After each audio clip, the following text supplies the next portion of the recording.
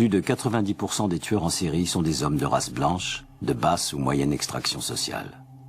Ils sont intelligents, mais ont du mal à se concentrer à l'école. La plupart ont subi des abus physiques, psychologiques ou sexuels dans leur enfance. En général, ils sont issus de familles instables, au passé criminel, psychiatrique ou alcoolique, et ont eu tendance à être livrés à eux-mêmes. Beaucoup ont fait preuve de cruauté envers les animaux.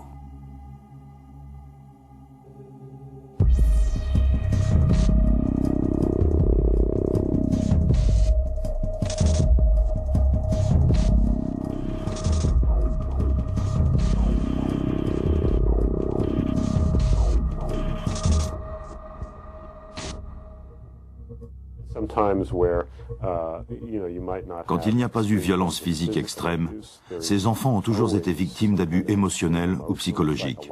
Cela modifie leur perception de la vie. Ils ont tendance à associer la souffrance avec le plaisir ou l'amour.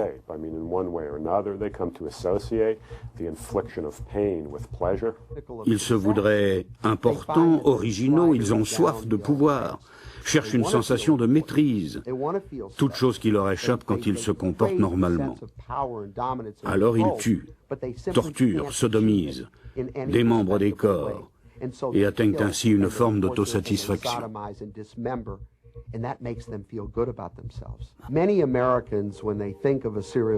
Bien des Américains pensent qu'un tueur en série est une espèce de monstre aux yeux vitreux, à l'allure et au comportement démentiel.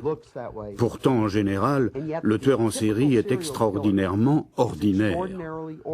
C'est un homme blanc, d'âge moyen, qui aime dominer, contrôler, qui ne tue ni pour l'argent ni par vengeance, mais parce que cela lui procure une sensation de bien-être.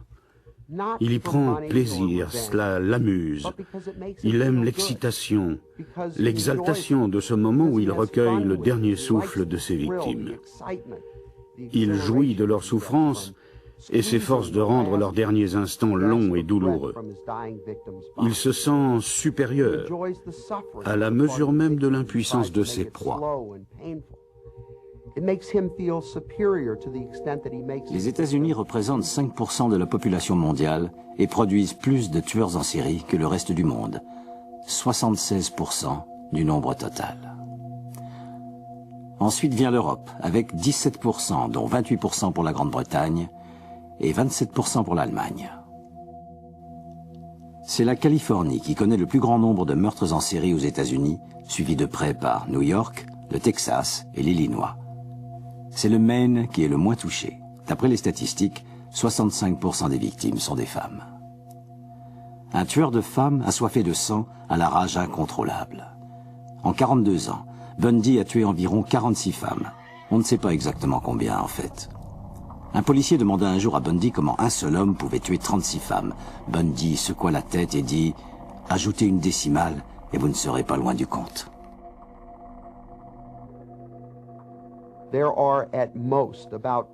Il y a au plus 200 victimes de tueurs en série par an. C'est beaucoup, certes, mais pas grand-chose quand on sait que 1800 personnes sont victimes de meurtres isolés tous les ans. Le vrai problème dans ce pays, ce ne sont pas les meurtres en série, mais la violence domestique, les homicides sur les lieux de travail. C'est un type qui sort une arme dans un bar et en tue un autre. Mais pour ce qui est des meurtres en série, on a affaire à un petit nombre de types qui font un maximum de dégâts. Ils peuvent tuer 5, 10, voire 20 personnes. Certains en ont tué des centaines. Cela suffit à terrifier la majorité des gens de ce pays.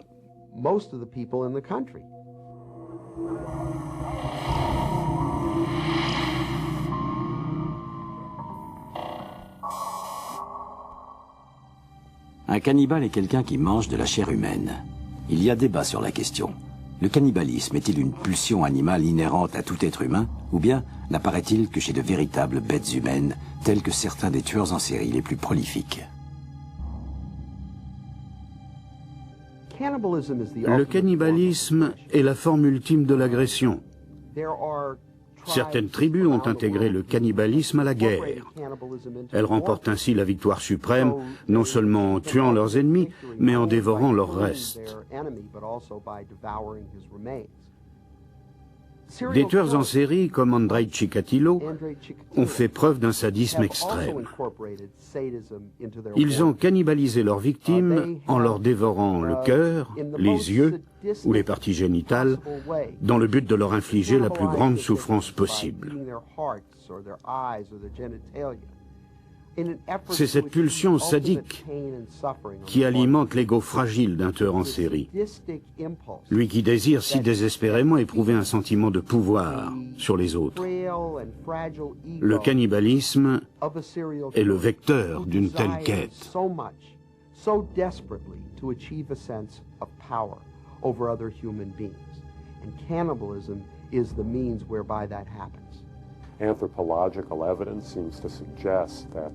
Les indices anthropologiques semblent démontrer que nos ancêtres préhumains se livraient au cannibalisme avec une certaine régularité. Je crois donc qu'il existe une pulsion en ce sens. Et je crois que ce que l'on constate chez les tueurs en série est l'émergence de cette pulsion archaïque, primitive et très profondément enfouie.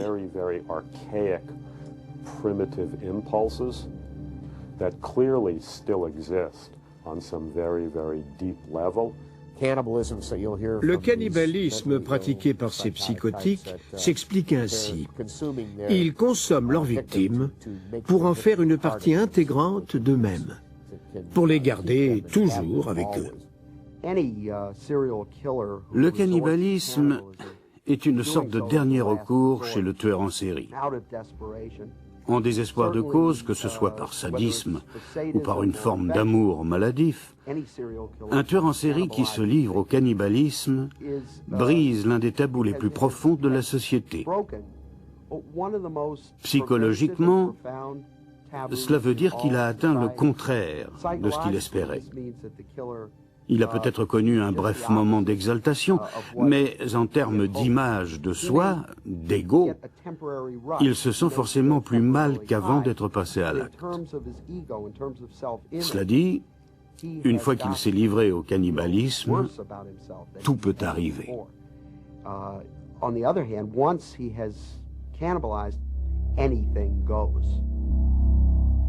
Il se peut que le cannibalisme remonte au temps de nos ancêtres les plus primitifs. Les crimes de notre temps montrent les tueurs en série les plus prolifiques comme des cannibales. En 1968, le grand écran immortalisa des zombies mangeurs de chair humaine parcourant les collines de la Pennsylvanie à la recherche de leur casse-croûte dans la trilogie des morts vivants de George Romero. Ces films n'étaient pourtant qu'un rappel de la folie qui régnait à l'époque dans la vie réelle. Les années 60 furent parmi les plus meurtrières. 6 ans plus tard, les tronçonneuses et le cannibalisme familial furent portés à l'écran par le film culte surréaliste Massacre à la tronçonneuse de Tobe Hooper.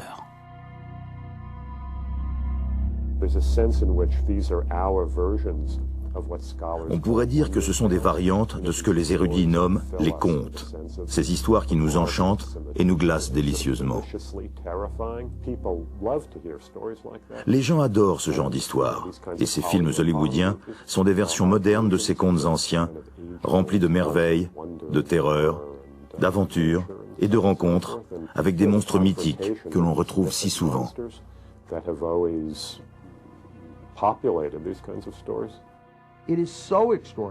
C'est si extraordinaire, si terrifiant, si hideux, que cela pourrait être de la fiction.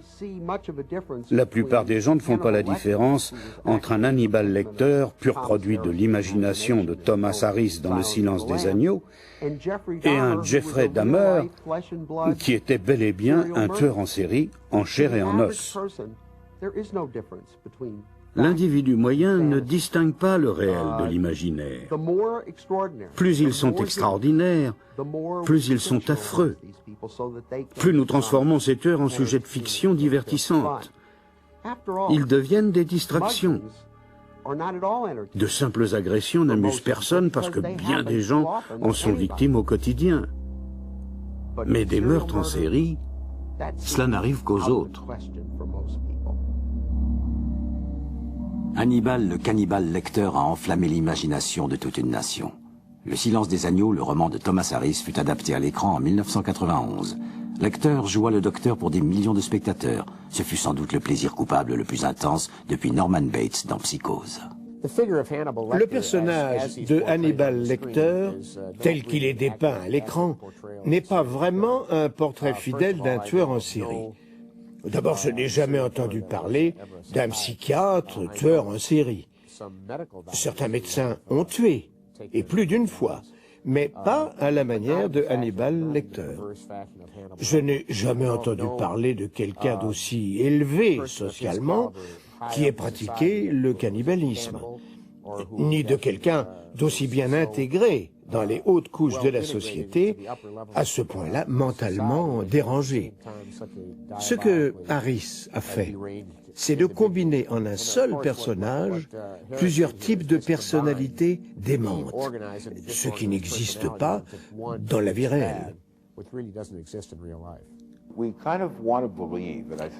On voudrait croire, en quelque sorte, et je pense que c'est là le sens de Hannibal, que le tueur en série est une espèce de Superman mythique, qu'il est plus intelligent, plus malin que quiconque, si ce n'est la seule personne qui le confondra à la fin. Dans le cas de Hannibal, on lui attribue une certaine élégance, même si elle le rend encore plus terrifiant. Mais cela fait partie du mythe du tueur en série. On en vient à dire qu'il est plus étonnant, plus grand que nature.